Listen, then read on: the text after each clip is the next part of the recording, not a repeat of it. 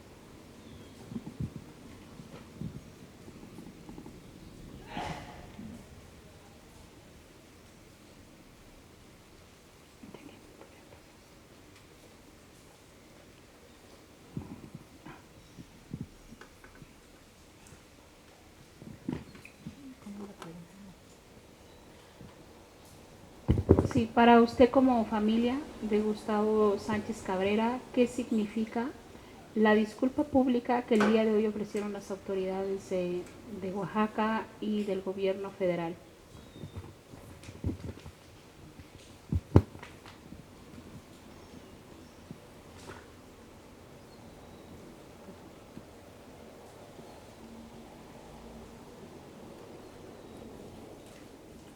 Pues buenas tardes.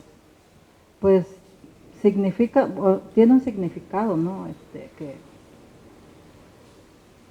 Pues que se comprometieron ellos en hacer su trabajo, en esclarecer el caso de Gustavo Sánchez y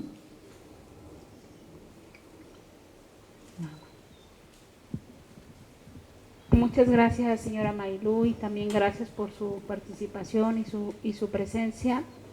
Ahora voy a pasar con Balbina Flores Martínez. Ella es representante de Reporteros Sin Fronteras aquí en México y que gran parte de su vida la ha dedicado a la labor de documentar agresiones contra periodistas en nuestro país. Balbina, después de una disculpa pública, ¿qué acciones deben de tener las autoridades más allá del reconocimiento? ¿Qué debe de acompañar a cargo de las autoridades? Sí, gracias, Sara. Bueno, yo creo que la disculpa pública, como bien se dijo en el evento de la mañana, es un acto simbólico, importante, pero como yo lo mencioné, es tan solo el primer paso para lograr justicia, verdad y reparación. ¿Y eso qué significa? Eso significa que las autoridades, tanto del gobierno del estado de Oaxaca como del mecanismo federal, tendrían que establecer y presentar un plan a corto plazo, digamos, que incluya los puntos principales de la recomendación 121/2022, que son varias, o sea, las que van dirigidas al gobierno federal y al gobierno estatal. Pero, sin embargo, yo señalaría dos cosas fundamentales dentro de este programa. Uno tiene que ver con el tema de la investigación del asesinato de Gustavo Sánchez, es decir, se tiene que establecer un plan en el que haya puntos claros de qué procedimientos va a seguir la Fiscalía del Estado para el esclarecimiento de los hechos. El fiscal dijo, yo me comprometo a esclarecer este caso, pero ¿eso qué significa? O sea, ¿cuál es el primer paso, el segundo paso, el tercer paso? ¿Por qué? Pues porque los asesinos de Gustavo siguen libres, ¿no? Los materiales y los intelectuales. Esa es una cosa. El otro punto tiene que ver con el tema de la protección. O sea, el tema de la protección creo que es un eje que atraviesa a todas las instancias de gobierno federal como local. Y en ese sentido, la protección, digamos, la disculpa aquí fue por la no protección de Gustavo, digamos, no la protección eficaz, puntual, y por eso su asesinato, ¿no? Entonces, el reto aquí es que las autoridades puedan plantear no solo un plan que garantice el ejercicio periodístico en todos sus sentidos, o sea, no solo en el tema de dar protección, sino en el sentido de reconocer su labor periodística. Ese sería un segundo punto. O sea, la protección tiene, creo que, dos elementos importantes, y uno tiene que ver con la prevención. Algunos de los que hablaron mucho del tema de prevención, y eso implica pues una política pública integral de atención para las y los periodistas. Y un tercer punto tiene que ver con la atención a las víctimas, es decir, el reconocimiento no solo de las víctimas principales, en este caso de la señora Marilú y sus hijos, sino todo el procedimiento que implica el reconocimiento de las víctimas. No solo es la reparación económica, sino también es la atención psicológica, el apoyo que puedan recibir de las autoridades. Entonces creo que esos son para mí como los puntos principales, y obviamente si conociéramos lo más pronto posible un plan de acción para el cumplimiento, digamos, porque la disculpa solo fue uno de los puntos de la recomendación, no se mencionó los otros, ¿no? Entonces creo que eso es importante tenerlo claro. Muchas gracias, Balbina. Como dice Balbina, es bien importante recordar que la disculpa pública es uno de muchos elementos que hacen parte de esta recomendación. Y voy a retomar unas palabras que pronunció la señora Marilú en la mañana, que a ella como familia esta disculpa pública sería aceptada siempre y cuando las autoridades hicieran su trabajo y ningún periodista más tuviera que padecer lo que padeció Gustavo. Entonces, en ese sentido es importantísimo lo que Balbina señala, qué rutas de acción específicas van a hacer las autoridades para realmente dar este cumplimiento. Ahora voy a pasar con el maestro Willy Arturo. Él hace parte del Mecanismo Federal de Protección para Personas Defensoras y Periodistas. Maestro, como autoridad responsable de esta recomendación, como mecanismo de protección, ¿qué significa lograr una disculpa pública? ¿Cómo asumen esa responsabilidad? Gracias por la invitación y por la pregunta y el planteamiento. El día de hoy tuve la fortuna de conocer a la señora Marilú, poder saludarla más temprano en la disculpa pública, y me gustaría partir de un hecho importante que es la labor de cuidados que tienen las personas que acompañan también a los periodistas, en este caso su esposa y su familia. Esto es importante porque justo a partir de la llegada de este equipo al mecanismo de protección hemos tratado de implementar algunas otras acciones y enfoques que permitan tener en consideración estos otros aspectos que nutren o pueden ser valorados en una situación de riesgo. Y en ese sentido, la recomendación en los puntos como tal, amén del cumplimiento de la disculpa pública del día de hoy, sí marca una ruta de trabajo institucional para quienes nos dedicamos a la documentación de los incidentes de seguridad, al análisis de riesgo de esos incidentes de seguridad, al diseño de las posibles medidas de protección que se puedan implementar en los 3 niveles de gobierno, así como la posibilidad, sobre todo, del seguimiento y evaluación de esas medidas. Y en ese sentido es que esta recomendación, y en particular esta disculpa pública, abre la posibilidad institucional de permitir una colaboración con las autoridades estatales actuales, por supuesto con las autoridades de la Fiscalía, tanto federal como estatal, sobre todo pensando que en este gobierno se han emitido 3 disculpas públicas, contando esta dirigidas para personas periodistas, y por supuesto que el reto para atender todas las necesidades y tener la posibilidad de que el peso de las palabras por la no repetición de estos hechos sea cumplimentado, lo tomamos con toda la seriedad y el compromiso, como hoy lo ha hecho la directora general de este mecanismo, la maestra Tobián Ledesma Rivera, y por supuesto que estaremos en esa ruta de trabajo conjuntando al equipo necesario para que pueda atender cada uno de estos puntos recomendatorios, pero por supuesto dando seguimiento a los planteamientos y necesidades que han derivado de la misma recomendación. Muchas gracias, maestro Willy, y pues retomando las palabras que dijo el representante de la Comisión de Derechos Humanos, el maestro César Medel, que esto es una disculpa que no se ha cumplimentado por parte de las autoridades y que ellos como Comisión Nacional de Derechos Humanos seguirán documentando y dándole seguimiento hasta el cumplimiento completo e integral de esta recomendación, y por parte de las organizaciones que acompañamos, agradecemos que ustedes como autoridades tengan esta voluntad y tengan ya una ruta para cumplimentar esto y para mejorar ustedes como institución, y como bien lo dice, que el caso de Gustavo no vuelva a repetirse, que nadie más tenga que pasar por eso.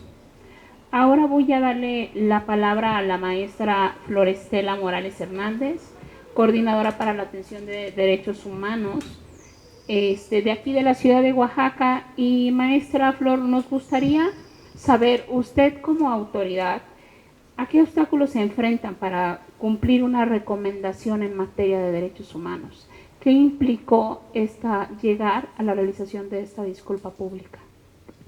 Hola, buena tarde a las personas que nos acompañan en este panel, con el permiso de las personas que están aquí al frente acompañándonos en este evento. Bueno, primero quisiera agradecer la invitación y agradecerle también a la señora Marilú que nos permita compartir este espacio con ella y que nos permita pues hacer una serie de reflexiones en torno a este caso. Respecto a los retos, justamente por la mañana hacía como algunas reflexiones con mi equipo y hablaba de que a 13 años de la reforma constitucional, de esta gran reforma al artículo 1, me parece que las y los servidores públicos aún no hemos terminado de hacer conciencia respecto a las obligaciones que tenemos con los derechos humanos, ¿no? De pronto sí, pues es muy común todavía, ¿no?, que se piense que los derechos humanos son un tema de las comisiones estatales de derechos humanos, que son un tema de ciertas instituciones y que a los demás no nos toca, ¿no? Aún falta hacer mucha conciencia y hace mucha falta que las y los servidores públicos entiendan que el tema de derechos humanos es un tema que nos toca a todas y a todos los que estamos en el servicio público, ¿no? Entonces creo que hace falta, todavía estamos, pues decía, a pesar de que han pasado 13 años, aún falta mucha conciencia.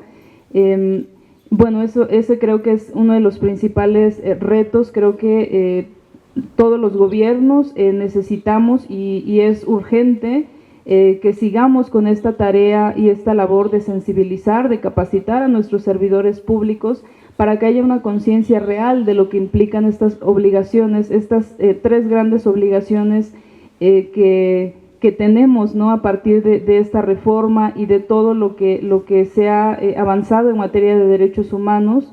Reconocer que hay una agenda pendiente y que dentro de esa agenda pendiente pues está el tema de la protección a las y los periodistas y a las personas defensoras de derechos humanos, ¿no? Entonces creo que es todavía el gran reto, vuelvo a insistir, a pesar de que han pasado 13 años de la reforma. Y bueno, respecto a esta disculpa pública, creo que lo fundamental siempre va a ser esta conciencia por parte de las y los servidores públicos de que la disculpa pública no es solamente un acto protocolario, que no es solamente pues el hecho de que nos paremos frente a las víctimas y les ofrezcamos una disculpa, sino que implica pues este reconocimiento, esta conciencia de que algo se hizo mal, de que hubo acciones, que hubo omisiones, y que las y los servidores públicos tenemos una responsabilidad frente a esos actos, ¿no? Y esa responsabilidad pues implica cambiar las estructuras, cambiar lo que normalmente se hace y que tal vez las instituciones lo han vuelto como una costumbre, ¿no? Desafortunadamente tenemos una tradición, las instituciones, de que pues algo se hace así y cuando te preguntan, bueno, ¿y por qué lo haces así? Pues porque así siempre se ha hecho, ¿no? Y creo que es romper con estas estructuras a partir de ese reconocimiento, de esa conciencia verdadera de que cuando ofreces una disculpa estás asumiendo que hubo omisiones, que hubo errores y que tienes que hacer algo porque la acción de un servidor o de una servidora pública pues puede implicar muchas veces que una persona pierda la vida, ¿no? Entonces creo que es parte fundamental y bueno, que estos actos por supuesto se hagan en consenso con las víctimas es lo fundamental. De nada sirve una disculpa pública en la que las víctimas no sean partícipes de ella. Muchísimas gracias, maestra Flor, y si me lo permite, creo que yo agregaría que otro reto que nos puso sobre la mesa esta disculpa pública fue la coordinación entre las diversas instituciones de los diversos órdenes de gobierno, que eso siempre significa un reto. En el caso de esta disculpa pública, pues fueron señaladas autoridades del orden local, pero también del orden federal. Y creo que eso también nos pone sobre la mesa esta disculpa a la familia del periodista Gustavo Sánchez Cabrera. Ahora, Jan, vengo contigo. Jan Albert es representante del Comité para la Protección de Periodistas, CPJ por sus siglas en inglés.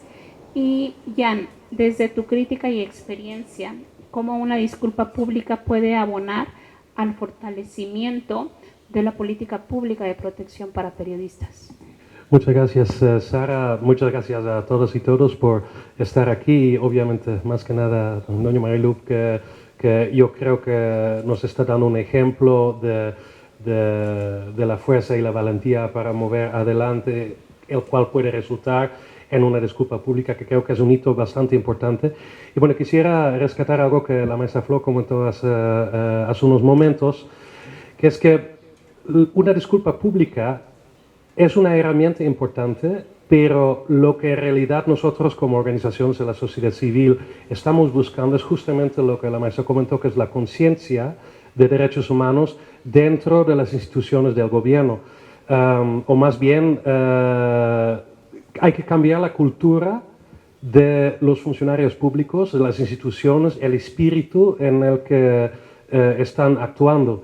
Y eso es una parte bien difícil, porque desde mi propia experiencia acompañando a periodistas durante los últimos 8 años, muchas veces cuando se trata de un tema de derechos humanos, el tema de derechos humanos y más el factor humano termina chocando con burocracia, termina chocando con viejas tradiciones, una memoria institucional que no necesariamente abona un buen ejercicio de derechos humanos. Entonces lo que realmente necesitamos es un cambio de cultura dentro de la administración pública en México y también en otros países en la región.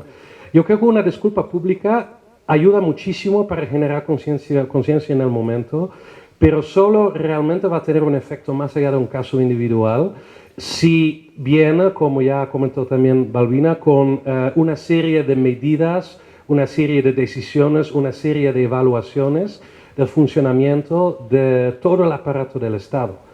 Y eso es bien difícil porque justamente la burocracia estatal es una de las instituciones que es más lenta en cambiar. Y la disculpa pública, por tanto, debería considerarse como un punto de partida que desde donde se empieza a implementar ciertas medidas que van cambiando las instituciones desde adentro. Por ejemplo, comentó la maestra Tobián y, perdón, el maestro consejero jurídico, de que había una minimización de las amenazas contra la vida de Gustavo Sánchez. ¿De dónde viene esa minimización? ¿Cuál es la mentalidad de los policías, de los fiscales, de los funcionarios públicos que están recibiendo la denuncia de una amenaza? ¿Cuál es la mentalidad de las personas que reciben la denuncia de un asesinato? ¿Cómo tratan esto? Hay una infinidad de casos de periodistas asesinados en México en los cuales la violación de los derechos empieza desde el momento que se recibe una denuncia, porque se minimiza, porque no se toma en serio. En el caso de mujeres periodistas y mujeres defensoras, a menudo acompañado con una terrible violencia de género que las convierte básicamente en objetos, ya no son personas. Entonces yo creo que tenemos que ver la disculpa pública como un punto de partida para ver, cuáles eran los problemas en la actuación, en la parte operativa del aparato del Estado y dónde lo podemos cambiar. Y esa es una operación tremenda que creo que tiene que ir a la mano desde el principio con el trabajo de las personas que son víctimas. El otro día hablé con un compañero periodista que me comentó, y fue bien cierto, que todos los grandes cambios en México en materia de derechos humanos tienen su origen en la actuación de las víctimas, en el hecho de que las víctimas se fueron con organizaciones de la sociedad civil, que se fueron con instituciones del gobierno, y desde ahí se generó cambio. ¿Eso qué nos dice? Que nos dice que cualquier cambio tiene que venir desde la perspectiva de las víctimas primero, porque si no se pierde en lo que es el laberinto de la burocracia, en politiquería. Entonces, hoy, el día de la disculpa pública, fue un momento cuando la familia de Gustavo, como personas víctimas, tenían el papel principal. Escuchemos primero a las víctimas y vemos desde su perspectiva qué podemos cambiar desde la parte más abajo hasta la parte más arriba.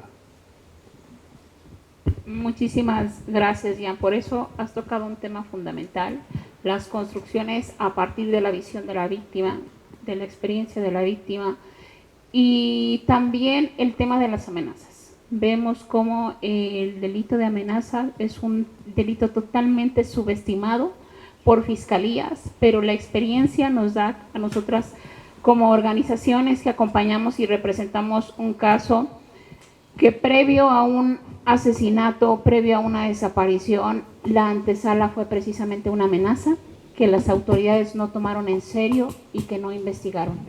Y dolorosamente el caso de Gustavo es un claro ejemplo de eso. Un periodista que estuvo sumamente amenazado, agredido, y una fiscalía que no investigó y un mecanismo que no actuó a tiempo. Entonces creo que este caso pone sobre la mesa la ecuación, dónde están las deficiencias y hacia dónde tiene que caminar el fortalecimiento de protección, y cómo una política criminal no puede separarse de la política pública de protección. Ambas tienen que caminar de la mano si realmente como Estado quieren generar protección integral a personas periodistas y personas defensoras.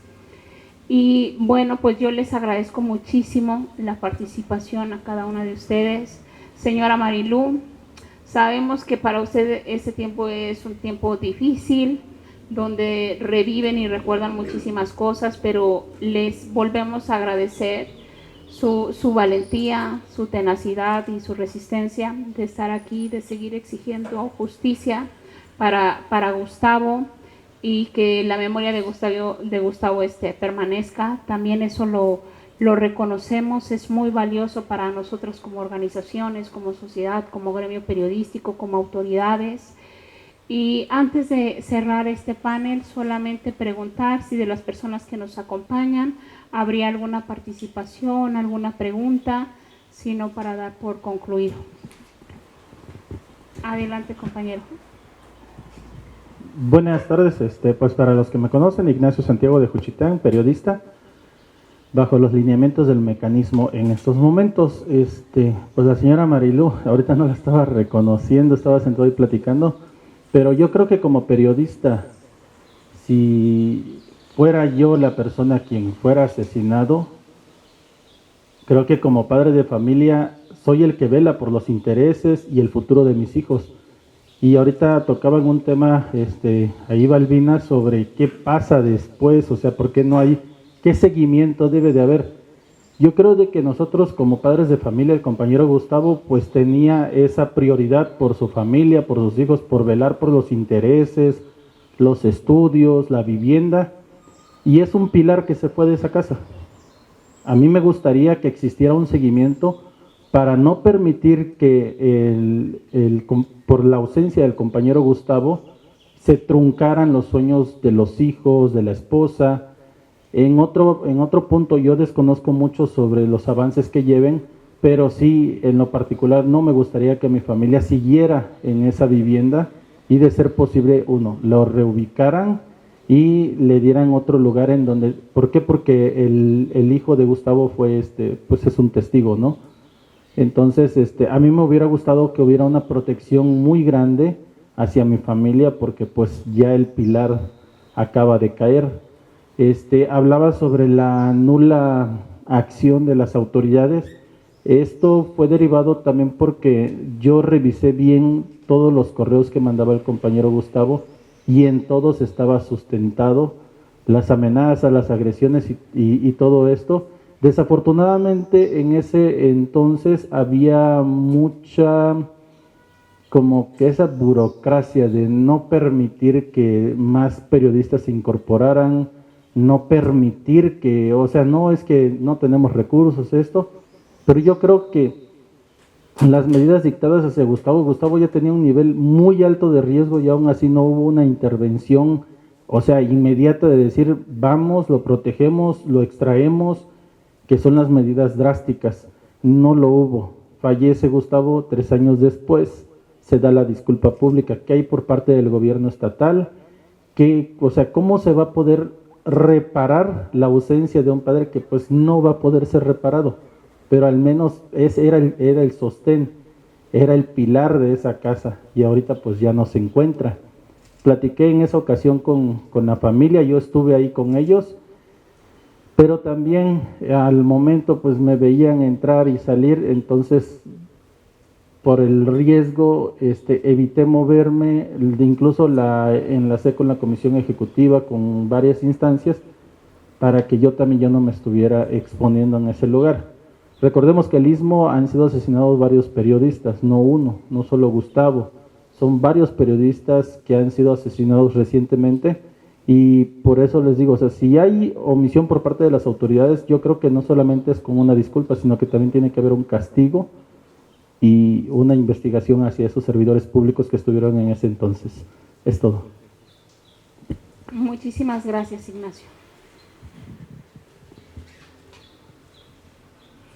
¿Alguien del panel quisiera abonar algún comentario? Qué bueno que Nacho menciona este tema de otros periodistas que han sido asesinados, ¿no?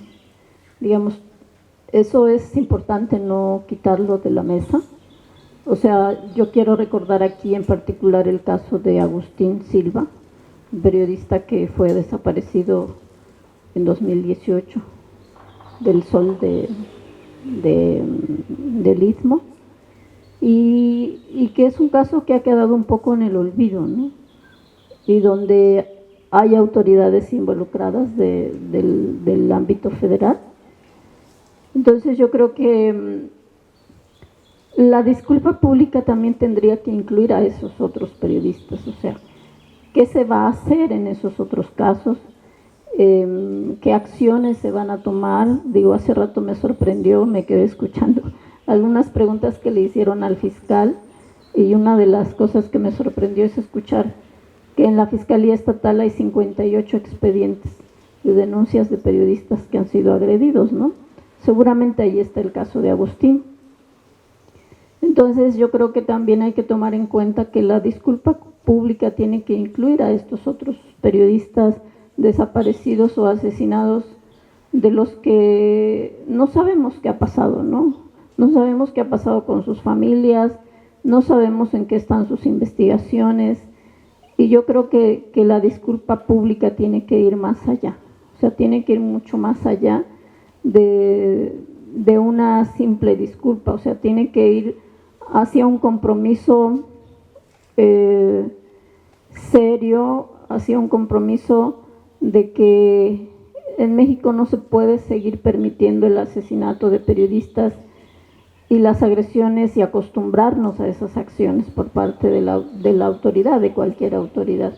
Entonces creo que decir que bueno, el tema de las disculpas públicas merece una reflexión mucho más profunda desde todos los niveles de gobierno y también desde las organizaciones de sociedad civil, ¿no?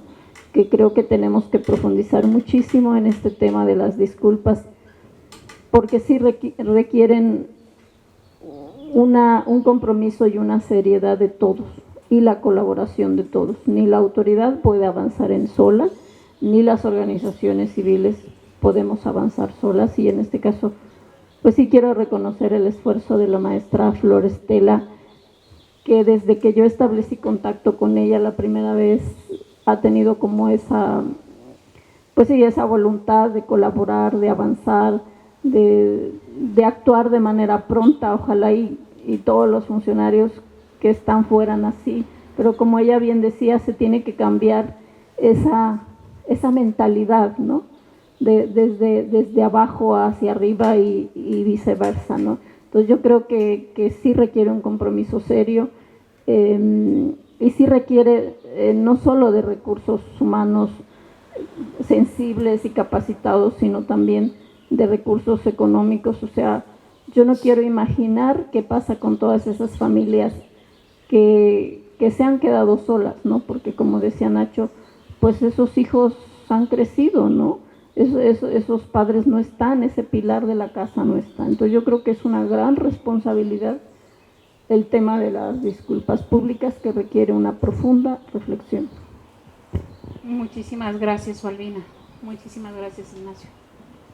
¿Y alguien más quisiera traer algo? Adelante.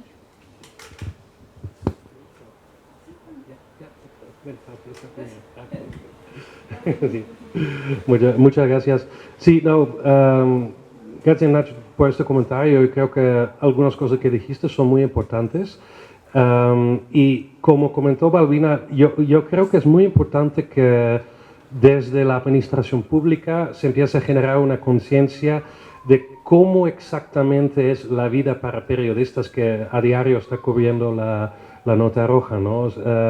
Yo creo que lo que vemos muy poco en muchos cuerpos policíacos, por ejemplo, es que periodistas que cubren la nota roja están expuestos no solo a amenazas específicas, pero están trabajando en un contexto que implica una constante tensión y una constante como intensidad baja y media de amenazas. Y yo creo que la minimización que muchos periodistas sienten, y también los familiares en el momento que terminan siendo víctimas de violencia, es que ese contexto a menudo o es desconocido o ignorado. En la tarde la maestra Tobias Ledesma del mecanismo mencionó, ¿no?, que una de las medidas que el mecanismo federal está proponiendo a raíz de esta disculpa pública es unos cambios a la metodología de la evaluación de riesgo.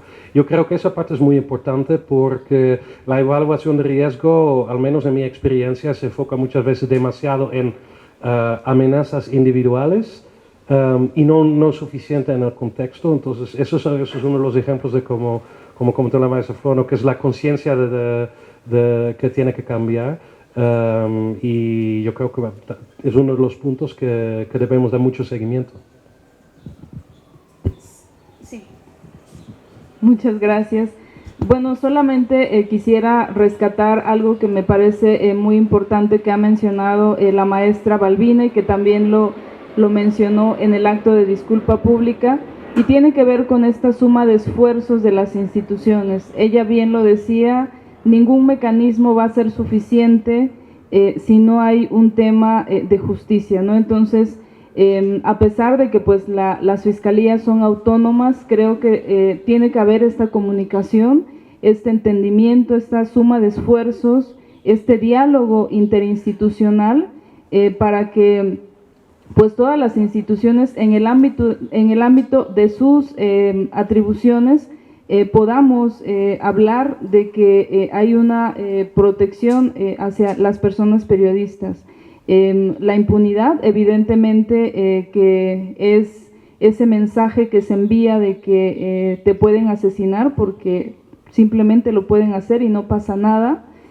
Y bueno, a partir de ello sí es importante lo que mencionaba el fiscal, ¿no? Este compromiso que tiene que haber de esclarecer los hechos, pero también tiene que existir esta responsabilidad, este actuar, esta proactividad de las instituciones para prevenirlos. Los casos ni siquiera tendrían que llegar a la fiscalía, no tendríamos por qué tener un mecanismo, porque simple y sencillamente los gobiernos tendríamos que generar los mecanismos para las personas que están en los territorios defendiendo derechos humanos o informando a la ciudadanía, pues puedan ejercer su labor con toda libertad y con la certeza de que no van a ser silenciados, ¿no? Entonces, creo que es la suma de esfuerzos, creo que cada institución y cada servidor y servidora pública tendría que hacerse responsable del papel que le toca.